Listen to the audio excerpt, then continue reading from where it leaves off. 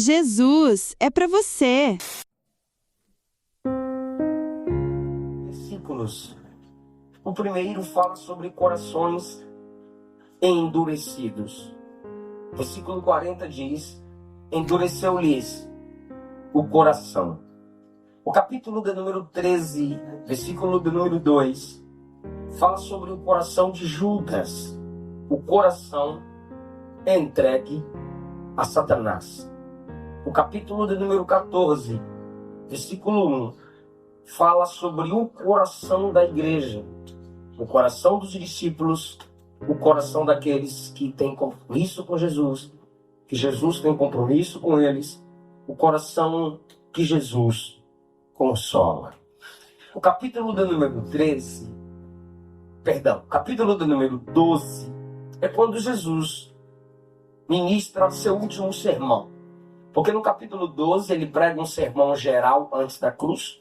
No capítulo 13 ele dá uma lição aos discípulos. Capítulo do número 14 a seguir ao 16 são pregação secreta aos discípulos.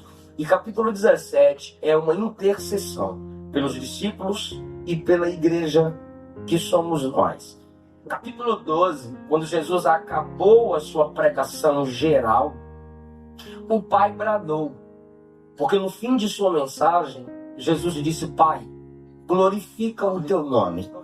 E quando Jesus disse: Pai, glorifica o teu nome, capítulo 12, versículo 28, diz que o Pai bradou desde o céu: eu já o glorifiquei e o glorificarei ainda mais.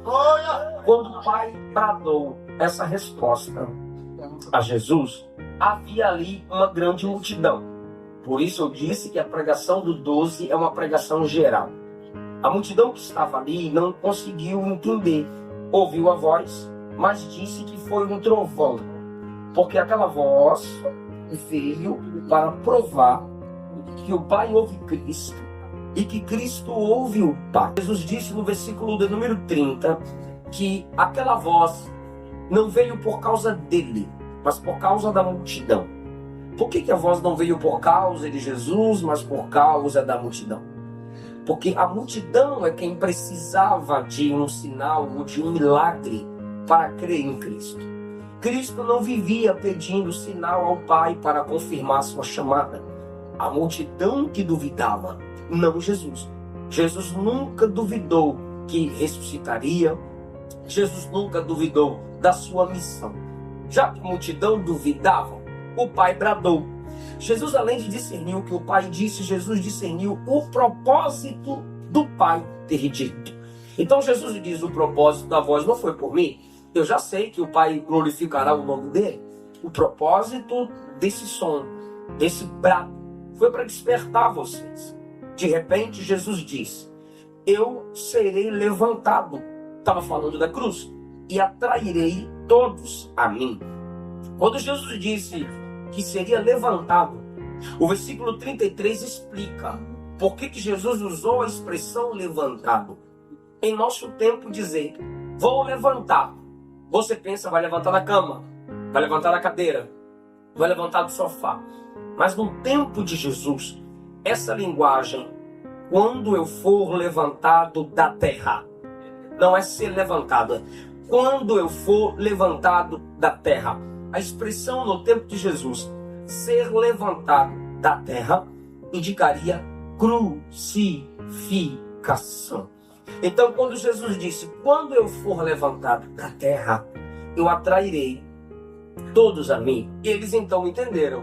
No versículo 34 disseram, se nós temos ouvido que tu é o Messias, e o Messias é aquele que não morre, por que tu estás dizendo que tu serás levantado? Que filho do homem é esse? Porque filho do homem significa homem de autoridade. Não é filho de homem. Significa filho de humano. Mas filho do homem. Filho do grande. Filho do homem exemplar.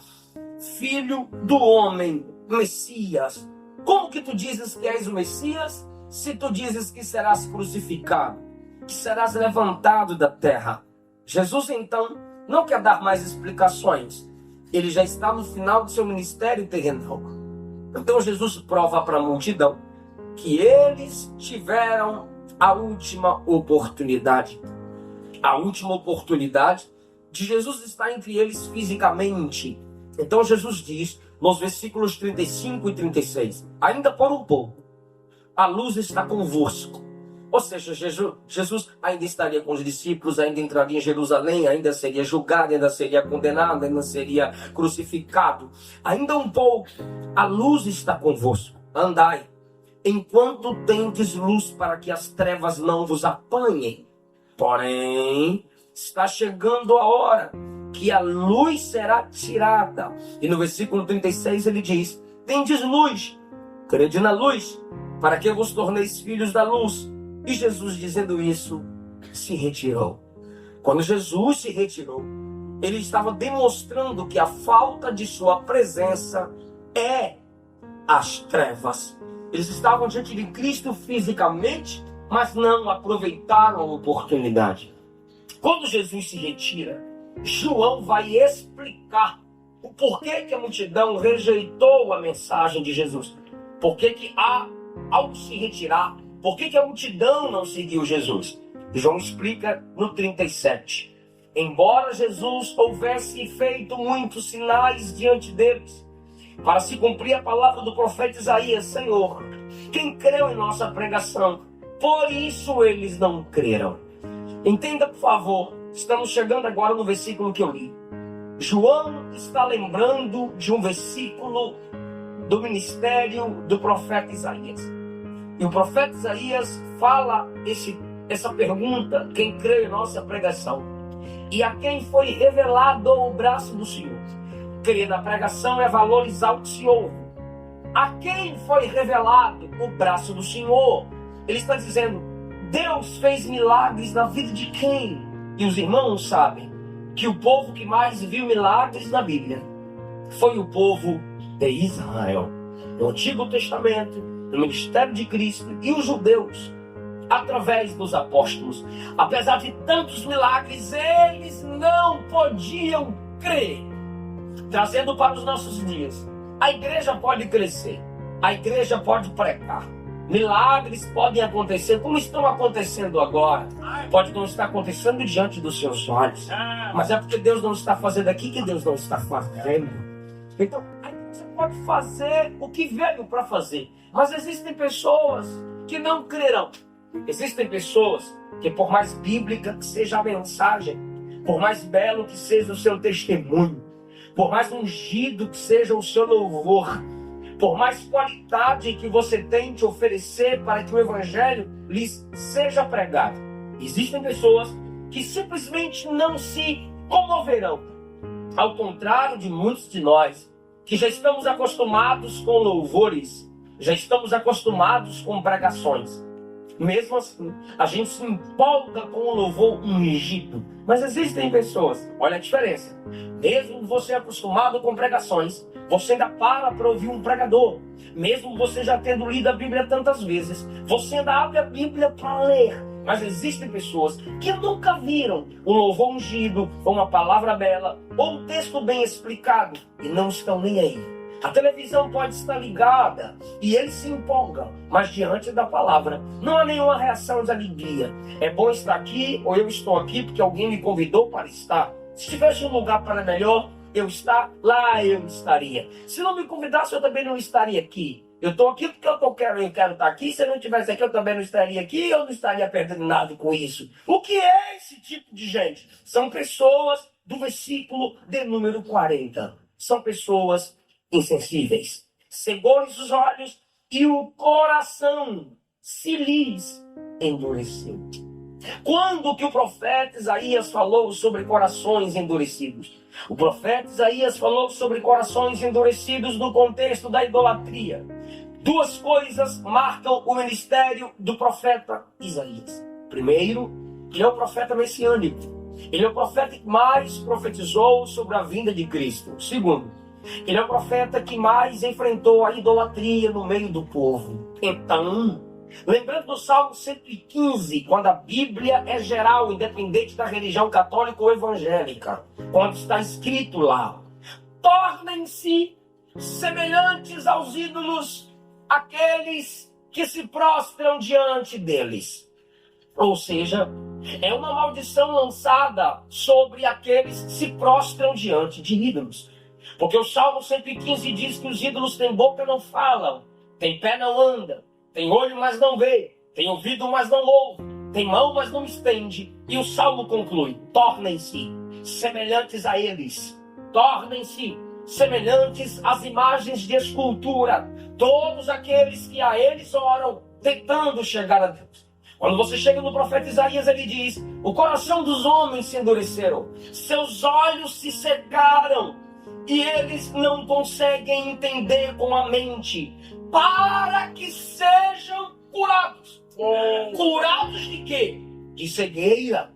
Curados de quê? De cegueira espiritual, de insensibilidade espiritual. Se convertam. Espera aí, irmão. Se Isaías profetiza contra a idolatria, e ele tira a conclusão: seus olhos estão cegos, seu coração está insensível. Vou perguntar. Se eu pergunto, é óbvio que eu quero uma resposta. E a sua resposta é a prova de que você também cultua. Ídolos têm olhos, sim ou não? Sim ou não? Tem um negócio lá. Sim. Ídolos têm olhos, sim ou não? Sim. Mas eles conseguem enxergar? Não. Não. Então o profeta olha para os que se prostraram diante dos ídolos e repete o que Deus mandou dizer. O profeta olha para eles e diz: seus olhos estão cegos.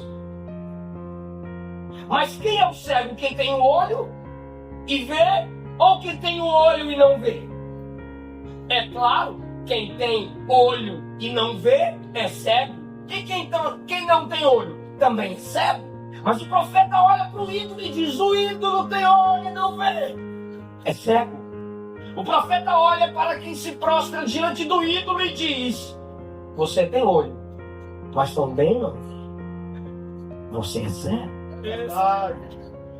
Então entenda que a maldição está sobre a vida do idólatra. Tornem-se semelhante ao ídolo aquele que o adora. Isaías diz que o ídolo é pedra, o ídolo é madeira, o ídolo é barro. Vou fazer outra pergunta: o ídolo tem estrutura, sim ou não? Sim. Sim ou não? Sim. Mas tem sentimento? Assim são os idólatras. Isaías diz: seu coração endureceu. Assim eles não enxergam e não entendem. Porque entendimento é questão de sensibilidade mental. Então a pessoa não consegue entender que o ambiente aqui é de culto. E se comporta como se estivesse num show qualquer. Não consegue entender que o ambiente é para a glória de Deus. Então vem, às vezes, até a quem se diz crente, com vestes que envergonham o Evangelho, com práticas que envergonham o Evangelho, com pensamentos que não glorificam a Deus. E não adianta falar para que a pessoa mude. A única coisa que adianta é dizer: você está debaixo de maldição. Para ver se a pessoa reconhece que sua insensibilidade é resultado dela se prostrar diante de ídolos. Não, pastor, eu não me prostro diante de ídolos. Você paga R$1.000, R$1.500 numa parcela de um carro seu, mas não sustenta um missionário. Você é idólatra. Você chora diante de uma novela, mas você não chora diante da palavra. Você é idólatra. Você valoriza a tua cama e dorme, mas não sabe o que é passar uma madrugada de joelho. Você é idólatra. Porque você valoriza coisas, mas você não valoriza coisas de Deus. E quanto mais a gente nos coisifica, quanto mais a gente nos valorizamos pelas coisas que temos, nós nos tornamos semelhantes àquilo que adoramos. Então o profeta está dizendo: cada adorador de ídolo se torna semelhante ao seu ídolo, porque seu ídolo tem estrutura, mas não tem sentimento. Assim é você. A palavra pregada e do seu lado alguém chora e você diz: por que está chorando? O louvor está sendo entoado, alguém está cantando, você diz: por que está fazendo isso? Alguém diz: eu estou entendendo, fala Jeová. O outro diz: tu está doido, rapaz, que negócio de Jeová? Qual o seu problema? Não é aquele que está com problema, o problema é tu. Seu coração é insensível. Porque você coisas, tem compromisso com coisas, mas não tem intimidade com Deus que está sobre todas as coisas. E o que é que o profeta diz isso? Doença. Para que eu os cure, diz o Senhor. Qual era o ídolo dos idólatras no tempo de Jesus? César. Afrodite. Roma. E dos fariseus, a tradição, a cadeira de Moisés, a sinagoga. Então seus corações se tornaram insensíveis para com as coisas de Deus. Porque se você valoriza coisas acima de Deus, para Deus você não passa de uma coisa. Esse é o coração sensível. Esse é o coração que não chora na palavra. Esse é o coração que não tem vontade nenhuma de adorar. Não tem vontade nenhuma de ler Bíblia. Não há mais espaço no coração para a Bíblia, porque está cheio de coisas terrenais. Não há mais espaço no coração para a obra missionária. Missão é feito com o pé de quem vai, com o joelho de quem ora e com o dinheiro de quem oferta. Não se engane. Se Deus quer você, Ele não vai querer tua oferta. Glória a Deus! Ah, entendeu? Não. Se Deus quiser você, não adianta mandar sua ofertinha pela conta. Se Deus quer você na obra, não adianta dobrar o joelho e dizer: Jesus, abençoa o missionário. Não adianta, não adianta. Ele não vai te ouvir, porque Ele quer você. Não, pastor, vai ler Bíblia, pastor, porque se Elias não vai, Deus tem mais 7.000. Elias está na caverna, Deus tem mais 7.000. Pois é, Deus tem mais 7.000, mas mesmo assim foi atrás de Elias da caverna. Nem que seja na UTI. Ah, mas tu vai pregar. Tu vai ter que olhar pro vizinho com a boca torta, a cara torta e dizer: quer aceitar Jesus? Mas vai ter que morrer depois de pregar o evangelho. É desse jeito. Porque só assim alguns corações se sensibilizam. Você diz: eu nunca vou para a igreja. Aí a igreja vem pra rua e faz um culto bem na tua porta. Porque você não vai à igreja, a igreja vai até você. É Deus querendo curar você da insensibilidade espiritual. O que adianta ganhar o mundo inteiro e perder a sua alma? Para que eu os cure. Você está doente. É problema teu. E você precisa resolver isso com urgência. Se nada das coisas de Deus para você, toca você, choca você, humilha você. Quando foi a última vez que você chorou na ceia? Meu Deus! Fala, papai! Quando foi a última vez que você chorou na mensagem do céu? Quando foi a última vez que você levantou da cama e não procurou o celular, mas procurou a sua Bíblia? Qual foi a última vez que você passou uma hora de joelho? Qual foi o último culto que você se sentiu sensibilizada e sensibilizado a cair de joelhos e chorar diante de Deus? O tempo que você está sem orar revela a distância que você está de Deus.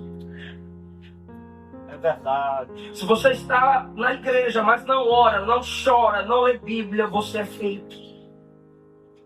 Você é falso. Você é doente. A igreja não precisa mais de adesão. A igreja precisa de conversão. Por isso está escrito, versículo 40, para que se convertam e sejam por mim curados. Por favor, me ajude, pelo amor de Deus, diga: se convertam. Se converta! Me ajude, diga: se convertam e sejam por mim curados. E tu fala comigo: primeiro converter. Para de graça, primeiro converter. Depois curar.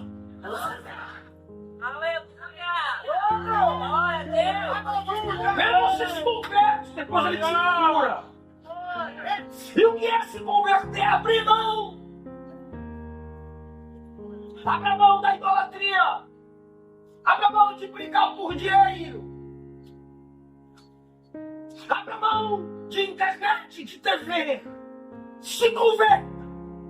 Se entregue a Cristo, que é uma pessoa. Aleluia! E essa pessoa, Cristo, vai curar você. O capítulo do número 13 fala de um segundo coração. Fala sobre o coração de Judas. E diz assim no versículo 2: durante a ceia, Judas estava na ceia, mas tinha dado o coração para Satanás.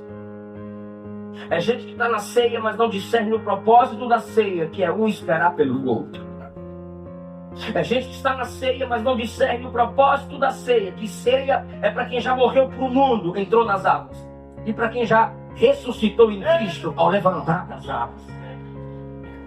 Judas está na ceia, mas seu coração foi entregue a Satanás. Durante a ceia, o diabo tinha posto no coração de Judas que traísse Jesus. O que é trair?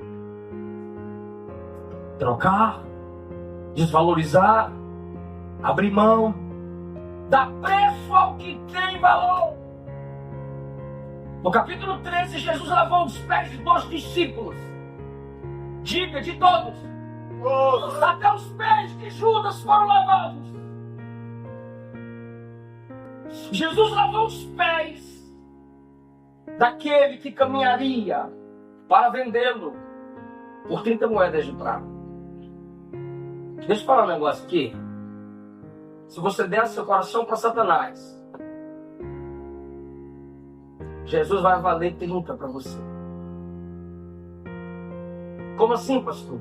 Esse Judas que deu o coração a Satanás, a mulher adorava com perfume caro. Ele olhou e disse: que desperdício! Esse perfume é muito caro para ser derramado assim em Cristo. Aí Judas disse: esse perfume é caro, vale 300 denários. Ele estava dizendo: mais de 300 dias de trabalho. Olha só, um perfume vale 300. Jesus vale 30. Eu sei que você deu seu coração para Satanás. Se o perfume vale 300 e Jesus vale 30. Eu dei meu coração para Satanás quando eu consigo parar 2 horas para assistir um filme, mas eu não passo 20 minutos lendo Bíblia. O perfume vale 300 e Jesus vale 30. Eu dei meu coração para Satanás quando num show, num bar, num prostíbulo, eu dou 2, 3 horas do meu tempo, mas no culto 2 horas me dá sono. Me incomoda, eu quero ir para casa. Eu dou meu coração a Satanás quando eu ouço qualquer tipo de porcaria, mas eu não me atento à pregação do Evangelho e a louvores bíblicos. Glória! Você deu seu coração para Satanás quando a sua Sky ou sua internet pirata, quando os seus planos valem muito mais do que uma oferta missionária para ajudar um pastor que sofre. Jesus vale 30. Suas coisas valem 300.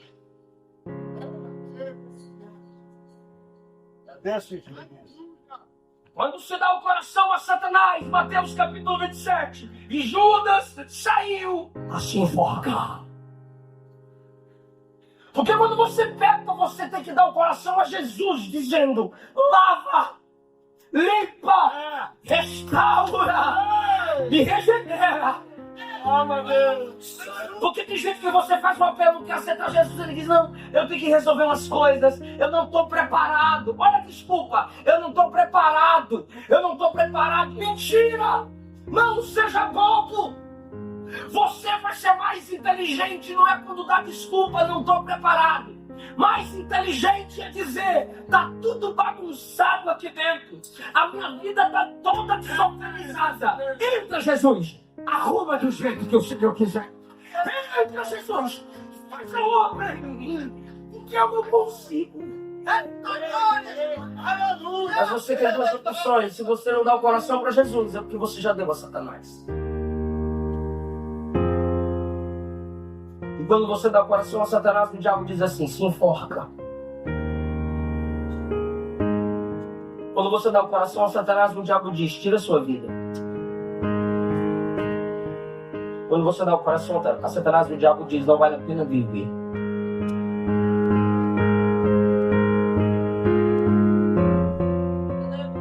Aleluia. Quando Elias disse, morra eu, porque eu não sou melhor do que os meus pais, o Senhor apareceu a ele com um anjo e disse, levanta, come, bebe, porque longa é a tua caminhada. Aleluia.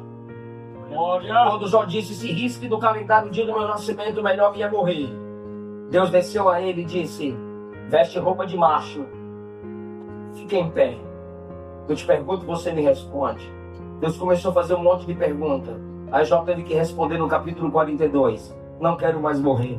Bem sei eu que tudo podes, e nenhum dos teus pensamentos podem ser impedidos.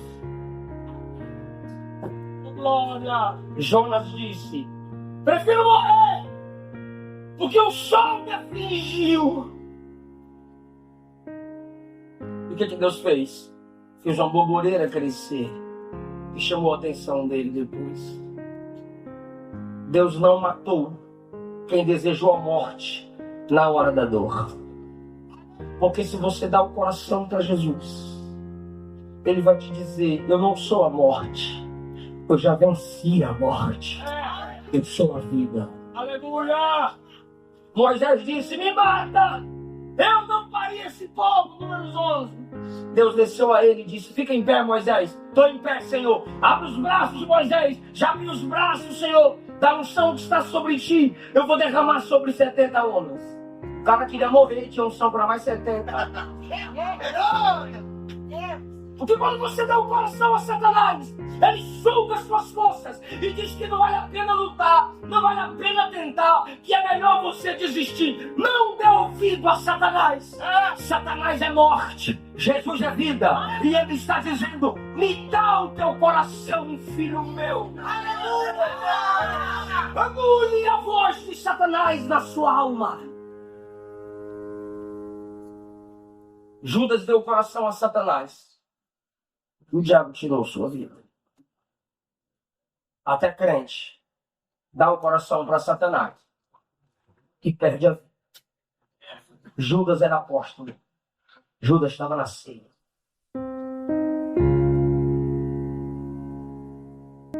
Diga comigo, Judas. Só os varões. Judas. Judas. Fala aí, irmã. O nome Judas vem da expressão Judá. É uma expressão grega do nome hebraico Judá. Judá significa louvor. E os irmãos sabem que quando nascia o bebê, o hebreu olhava para o filho e dizia, o nome dele é uma profecia. O nome que o hebreu colocava no filho era um desejo futuro. Judas vem de louvor. E quando se fala a palavra, o nome Judas, você lembra de louvor? Você lembra de louvor? Do que você lembra? Traição. O que é isso, pastor? Porque Judas deu o coração para Satanás. O diabo manchou o nome dele. O nome que era para lembrar, louvor, adoração, ó, Judá, filho de Jacó. De onde veio o rei Jesus, o leão da tribo de Judá.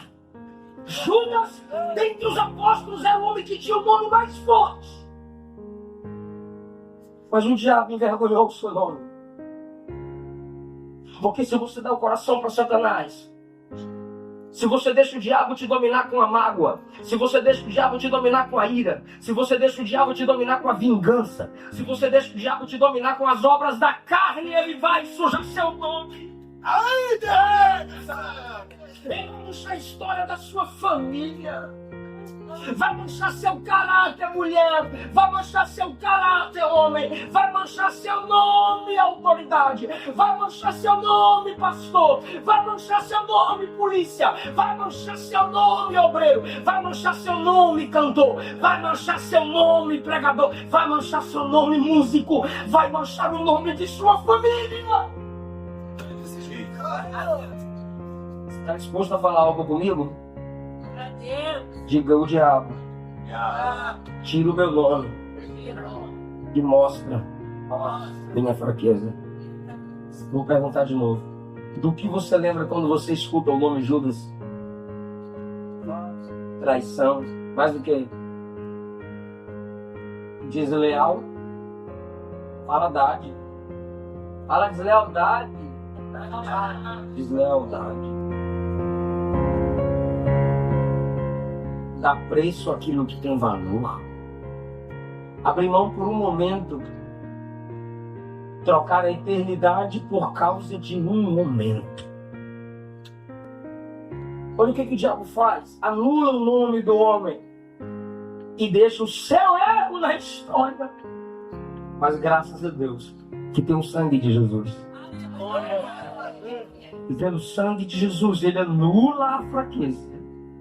E escreve seu nome no livro da vida. Irmãos, eu não prego pedindo para você dar glória a Deus, porque eu tenho certeza que o que eu estou pregando veio do coração de Deus. Mas quando você recebe a palavra, você não consegue ficar sem glorificá-lo. Então eu vou repetir o que Deus está falando ao meu coração. Para quem dá o coração a Jesus esta noite, Ele anula a fraqueza, Ele anula a vergonha e diz a você o que disse a Abraão: eu engrandecerei o teu nome. Deus engrandece nomes. Glória. Filho meu, dá-me o teu coração. Eu guardei, disse Davi, a tua palavra no melhor lugar, a melhor coisa, tua palavra no melhor lugar, no meu coração, para o melhor propósito, não pecar contra ti. Depois que você tem o coração dado a Satanás, aí você chega no capítulo 14. É um coração diferente. Aleluia! É um coração de quem ama Jesus. É o coração de quem sofre, mas não abre mão de Jesus. O capítulo 12, o coração insensível. O capítulo 13, o coração que o camarada dá para o diabo e diz assim: me controla, eu vou dar ouvido a tudo que você quer. Mas o capítulo 14 não é um coração insensível. É um coração que sente a ausência de Jesus. Porque eles estão tão tristes, sabendo que Jesus vai voltar para o Pai. Eles estão tão tristes que Jesus tem que dizer: não entristeçam o vosso coração. Ou seja, são corações que não são insensíveis. É aquele tipo de coração que, se vier no culto e não sentir a presença de Deus, irmão, o crente sai do culto atribulado. É aquele crente que, quando vai orar e levanta do mesmo jeito que ajoelhou, ele diz: eu acho que Deus não me ouviu, eu vou orar de novo. É um coração que se turba. Capítulo 14, versículo 1. Mas o coração que se turba recebe o consolo de Jesus, que diz: não turbe o seu coração. Não turbe o seu coração. Então o que eu faço para não turbar o meu coração? Crede em Deus. Crede também em mim. Na casa de meu Pai há muitas moradas. Os discípulos estavam com medo porque eles largaram tudo para ficar com Jesus. Como eles largaram tudo, família, emprego, para ficar com Jesus, quem está me ouvindo diz amém? Como eles largaram tudo para ficar com Jesus, agora Jesus vai voltar para os céus. E eles dizem, quem vai nos receber? Aí Jesus diz, fiquem tranquilos. Na casa do meu pai há muitas moradas. E eu estou indo preparar lugar para vocês. Glória! Porque se você se entregar para Jesus, vai ter gente que não vai querer mais ser seu amigo, porque você vai ficar... Seus assuntos serão só de Bíblia. Você vai falar de coisas da terra, mas você vai glorificar a Deus mesmo falando de coisas da terra. E aí pessoas vão fechar o coração para você, mas Jesus está dizendo, meu Pai não fecha o coração para você. Porque você deu o seu coração para Ele. Não se turbe o seu coração. Na casa de meu Pai tem muitas moradas. Eu vou preparar lugar para vocês. Isso aqui é maravilhoso. Porque quem dá o coração para Jesus, irmão, vai perder o lugar do coração de muita gente. Mas Jesus está dizendo, você tem lugar no Pai. Você tem lugar na casa do Pai. Olha o que consola o coração da igreja. Quando eu for e vos preparar lugar, voltarei. Eu ouvi um aleluia, um glória a Deus, eu vou repetir. Voltarei. Porque todo crente sabe que aqui na terra a gente está sujeito a dores, a angústia, a tribulações. O que sabe o coração do crente, pastor, é essa promessa. Voltarei. Glória! Olha o que ele diz agora. E vos levarei para mim mesmo. Ai, então isso aqui é arrogante. Ele não diz eu vos levarei para o céu, ele diz vos levarei para mim. Porque ele diz eu vos levarei para mim, e ele conclui, para que onde eu estiver, estejais vós também. Ou seja, a gente vai para o céu porque Jesus está no céu. O céu só é céu porque Jesus está lá. Eu vos receberei. Eu vou levar você para mim. Não é para o céu, é para mim. Glória, aleluia! Não, você não entendeu. Ele não quer te levar para um lugar. Ele quer te levar para uma pessoa que é Ele. Você está entendendo? Ele está dizendo, eu sou mais importante do que o céu. Se você está assustando, eu vou te assustar mais. Se Jesus sair do céu e entrar no inferno, eu vou atrás dele no inferno, porque o inferno vira céu na presença de Jesus. É por isso que ele diz, para que onde eu estiver, estejais vós também. Desse jeito! Glória! Isso aqui consola meu coração, porque Jesus me quer. Aleluia! Ele quer minha presença. Eu vou levar você para mim. O Senhor consolava o coração de Saul através do louvor de Davi. O Senhor consolou o coração de Jacó através de José. O que diz a Bíblia? Quando os irmãos de José disseram a Jacó, José vive, ele não acreditou. Porque eles eram tão acostumados a mentir que quando eles falaram a verdade, Jacó não lhes acreditou. Porque a prática é uma mentira. Faz até a verdade parecer uma mentira. Só que diz a Bíblia, então eles repetiram as palavras de José, que lhes mandou dizer a seu pai. Aí quando eles repetiram as palavras de José, o velho disse, agora é verdade. E diz a Bíblia, seu espírito reviveu. José mandou a palavra da verdade e o coração do velho se alegrou. O Senhor consolava o coração de Saul pelo louvor de Davi. E o Senhor consolou o coração de Jacó pela verdade de José. Querido, console o seu coração com louvores. Não fica ouvindo essas músicas depressivas, irmão. Tem música que já lança a gente mais para baixo do que a gente já está. Não. Coloca músicas que glorifiquem o poder de Deus.